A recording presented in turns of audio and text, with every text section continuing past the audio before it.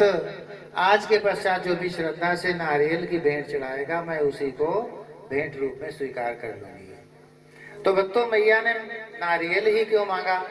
देखिए, नारियल में जो जटाएं होती हैं ना, वो हमारे शीश पर भी जटाएं, बाल होते हैं, केश होते हैं, तो उन्हीं का प्रतिरूप मान लिया। नारियल में भी जटाएं होती हैं, और जटाओं को जब हटाया जाए तो आंखें और मुंह जैसा चिन्ह नारियल पर बना हुआ होता है। जिस तरह से हमारे शीश में आंखें और मुंह जैसा मुंह बना है, ऐसा ही चिन्ह बना होता है। नारियल की जटाओं को हटाया जाए तो चिन्ह मिलता है। दूसरा, नारियल के अंदर जो जल होता है वो एकदम विशुद्ध जल होता है। किसी पशु पक्षी ने उसको जूठा नहीं किया होता है, कर ही नहीं सकता। कोई भी पशु अथवा पक्षी जूठा नहीं कर सकता।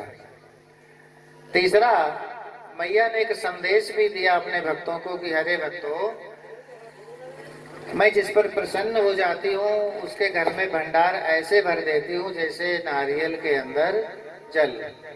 नारियल के अंदर जल कब भर गया पता ही नहीं चलता। कोई कितनी भी रखवाली करता रहे, कोई कितना रोकथाम करना चाहे कि जल ना भरे, लेकिन कोई रोक नहीं सकता।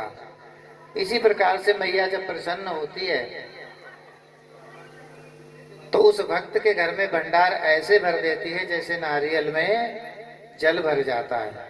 और मैया ने कहा कि जब मैं नाराज हो जाती हूँ, रुष्ट होती हूँ, तो किसी भी भक्त के घर में भरा हुआ भंडार ऐसे खाली कर देती हूँ जैसे हाथी के द्वारा खाया हुआ कैथा का फल।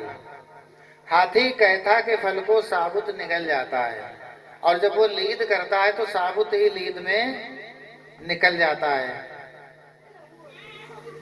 और खास बात है कि लीद वाले कैथा को अगर तोड़ करके देखा जाए तो उसके अंदर का गूदा गायब है। मतलब कैथा फूटेगा भी नहीं, कहीं सुराग भी नहीं होगा, और अंदर का गूदा गायब, कहाँ चला गया पता ही नहीं। तो मैया ने कहा कि मैं जिस पर प्रसन्न होती हूँ उसके घर में भंडार ऐसे भर देती हूँ जैसे नारियल के अंदर जल भर जाता है, कोई रोक नहीं सकता। इसी प्रकार से धन दौलत आने में कोई रोक नहीं सकता जिस पर मैं खुश होती हूँ।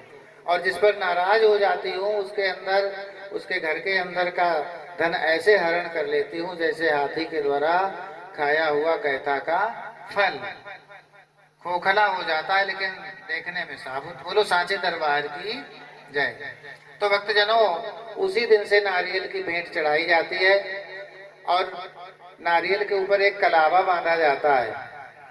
कलावा कुछ पीला और लाल रंग का होता है, क्योंकि जब हम शीश दान करेंगे तो जाहिर है कि थोड़ा बहुत रक्त अवश्य निकलेगा, और जब रक्त निकलेगा उसका रंग होता है लाल।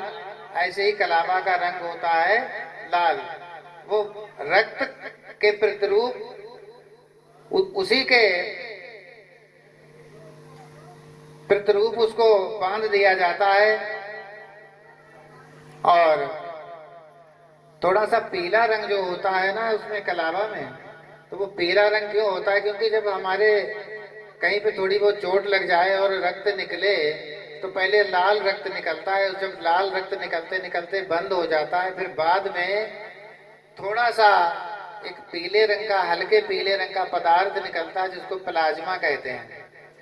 तो भक्तों, वही एक संकेत है, कलावा लपेटकर वही संकेत दिया जाता है। बोलो सच्चे दरबार की। इस प्रकार से भक्तों, भक्त नंदलाल की कथा का समापन हुआ। उसी दिन से भक्त नंदलाल के वरदान मांगने के अनुसार ही मैया के चरणों में नारियल की भेंट चढ़ाई जाने लगी। बोलो सांचे दरबार की, बोलो भक्त नंदलाल की।